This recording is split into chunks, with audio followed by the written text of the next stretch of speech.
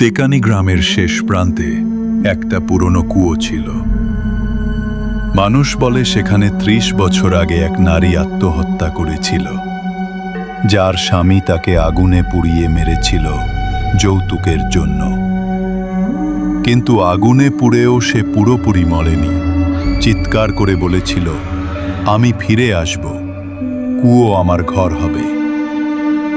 এরপর থেকে ওই কুয়োর পাশে কেউ যায় না। কে বলবে রাত 12টার পর কুয়ো থেকে ভেসে আসে নারীর কান্না, আর মাঝে মধ্যে দেখা যায় এক আগুনে পোড়া মুখ।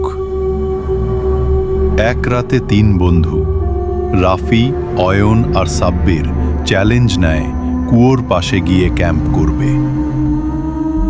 শুরুতে কিছুই হয় না, কিন্তু রাত ৩টার সময় একজন দেখে কুয়োর পাশে বসে আছে একজন নারী।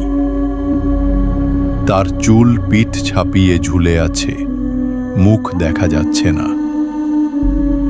হঠাৎ তার মাথা ঘুরে তাকায়, মুখে আগুন পোড়া দাগ আর নেইল কাটা গলা। সাব্বির চিৎকার করে পালাতে গেলে পড়ে যায়। কুয়োর মুখ থেকে বেরিয়ে আসে এক লম্বা হাত। সেই রাতে সাব্বির নিখোঁজ হয়। শুধু তার মোবাইল পড়েছিল, যেখানে শেষ ভিডিওতে দেখা যায় একজন আগুনে পোড়া নারী ক্যামেরার দিকে তাকিয়ে শুধু বলছে, তুমিও আসো।